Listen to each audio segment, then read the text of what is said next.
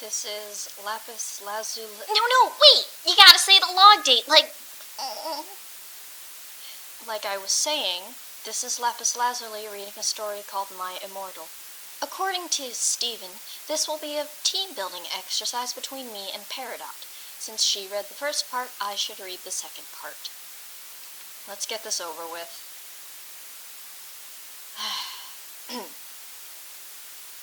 Chapter 5. And stop flaming. If you flam, it means you're a prepper.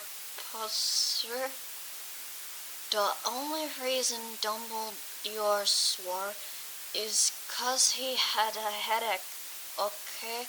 And on top of that, he was mad at them for having sex. P.S. I'm not updating until I get 5 good revoys. I already regret coming back. I should have left when I had the chance. Dumbledore made Draco and I follow him. He kept shouting at us angrily. "You ludicrous fools," he shouted. I started to cry tears of blood down my pallid face. Draco comforted me.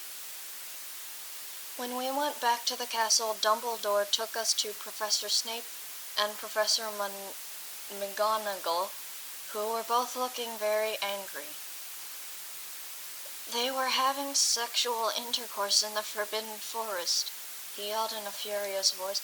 Okay, if this person can spell intercourse in this stupid story, then how can she not spell ludicrous or even reviews? I don't understand it, and I'm not even from this planet.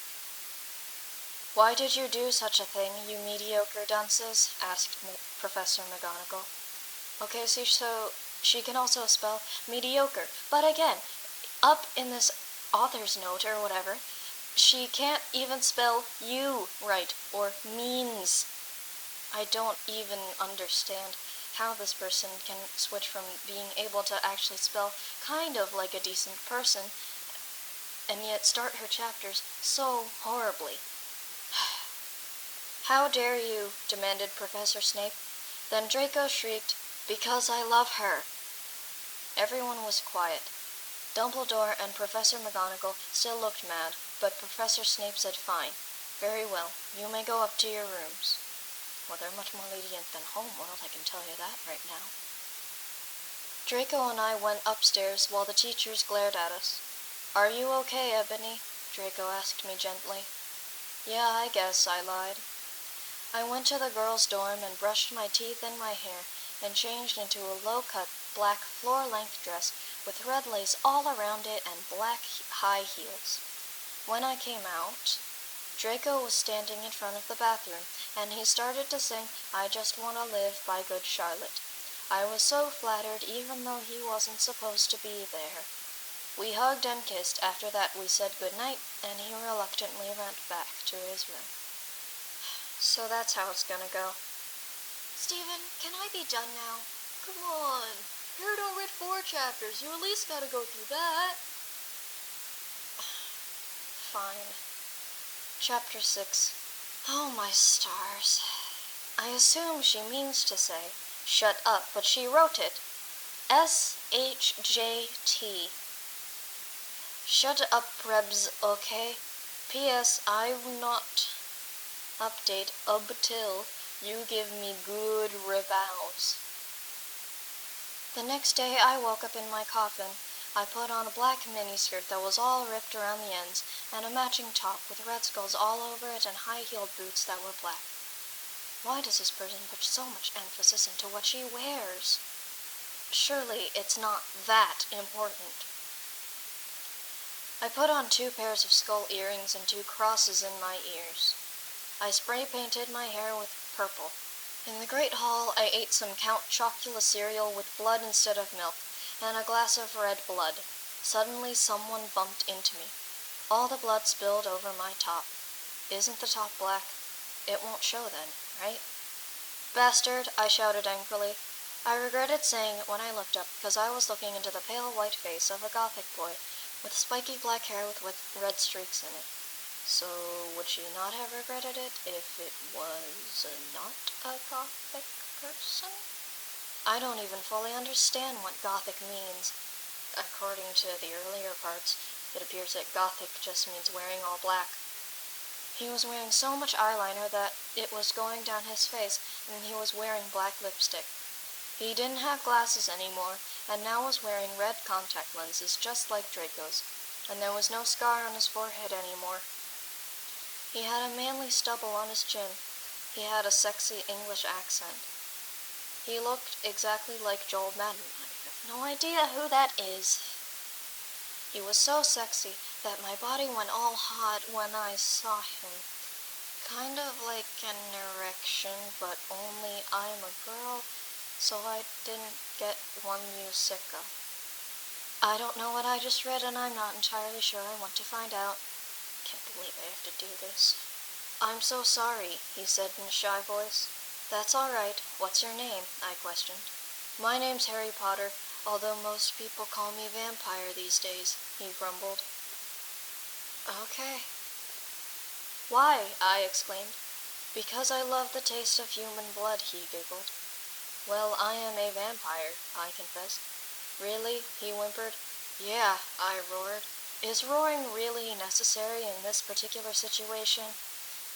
I mean, apparently, these people change their emotions in the snap of a finger, because at first, our old vampire here speaks in a shy voice, then he grumbles, which must mean he's angry, and then he's giggling, and now he's back to whimpering. And our main character here, Ebony, just why did she roar? There is no need for her to roar there. We sat down to talk for a while. Then Draco came up behind me and told me he had a surprise for me, so I went away with him. Chapter 7, Bring Me to Life. Wait, the author hasn't been naming her chapters up until this point. At least make it consistent. Ah! Stephen, please, can I be done? Lapis, come on. You only read about 3 chapters. Fine, but as soon as I hit the limit, I am out of here. Chapter 7, Bring Me to Life. Author's note. Well, okay, you guys, I'm only writing this because I got 5 God reviews. In BTW, I won't write the next chapter till I get 10 God Vons. Stop flaming or I'll report you. Evelyny isn't a Mary Sue, okay? She isn't perfect, she's a Satanist. And she has problems, she's depressed for God's sake. Oh, honey, you don't know the first thing about depression, so don't even think that you do. I was trapped under the sea, holding together a fusion that was getting stronger and stronger as I got weaker and weaker. For months! It was dark and cold, so don't even try to say that your little character has any problems. Draco and I held our pale white hands with black nail polish as we went upstairs. I was wearing red Satanist things on my nails and red nail polish. Ooh. Author's note. Does that sound look of Mary Sue to you? You just wrote an author's note that is barely readable, and yet here you're back to just writing in fairly good English. I waved to Vampire. Dark misery was in his depressed eyes. I guess he was jealous of me that I was going out with Draco. Anyways, I went excitedly upstairs with Draco. We went into his room, locked the door, then... Oh boy. We started Frenching passively, and we took off each other's clothes enthusiastically. How do you do something passive and enthusiastic? He felt me up before I took off my top. Then I took off my black leather bra, and he took off his pants. We went on the bed, started making out naked. Then he put his voice thingy in mine, and we had sex. See, is that stupid? Yes! I don't even know what any of this means. I don't know what a boy's thingy is. I don't know what your thingy is. I don't understand this, and I don't want to read this anymore. Oh, Draco, Draco, I screamed while getting an orgasm. when all of a sudden I saw a tattoo I had never seen before on Draco's arm. It was a black heart with an arrow on it. Through it. On it, in bloody Gothic writing, were the words, "Vampire." I was so angry. At least if I get through this, Peridot might leave me alone. "You bastard!" I shouted angrily, jumping off the bed. No, but you don't understand," Draco pleaded, but I knew too much. "No, you fucking idiot," I shouted. "You probably have AIDS anyway." I put on my clothes all huffily, then stomped out. Draco ran out even though he was naked. He had a really big you-know-what, but I was too mad to care. Well, obviously you do care if you noticed. I stomped out and did so until I was in Vampire's classroom, where he was having a lesson with Professor Snape and some other people. "Vampire Potter, you motherfucker," I yelled. Chapter 8, and now we're back to not having names for our chapters. Okay. This is the last one I'm doing. Author's note, stop flassing, okay? If you do, then you are a prep. I don't have any more words for you. Everyone in the class stared at me. Then Draco came into the room even though he was naked and started begging me to take him back. "Ebony, it's not what you think," Draco screamed sadly. My friend Bloody Mary Smith smiled at me understatedly.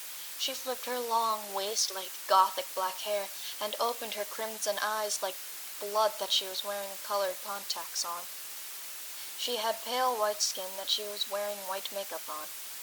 Hermione was kidnapped when she was born.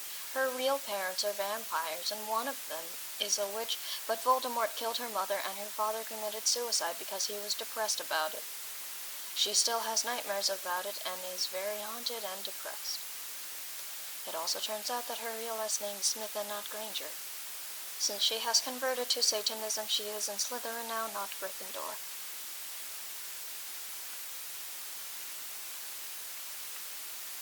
"What is it that you desire, you ridiculous dimwit?" Snape demeaned angrily in his cold voice, but I ignored him. "Vampire, I can't believe you cheated on me with Draco," I shouted at him. Everyone gasped. "But Vampire isn't the one you're dating, is it?" "No, so he didn't cheat on you. By all accounts, this Draco did." I don't know why Ebony was so mad at me. I had went out with Vampire, I'm bi and so is Ebony, for a while, but then he broke my heart.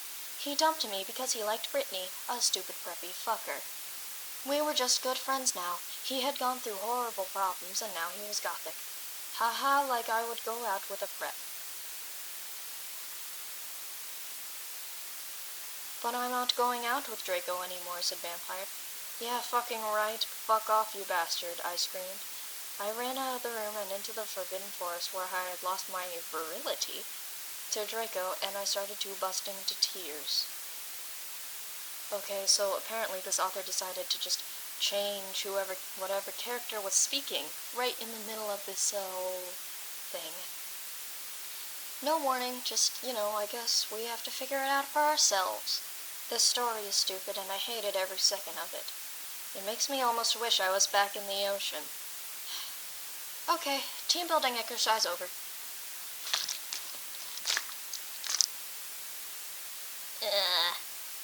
Peridot and Lazuli.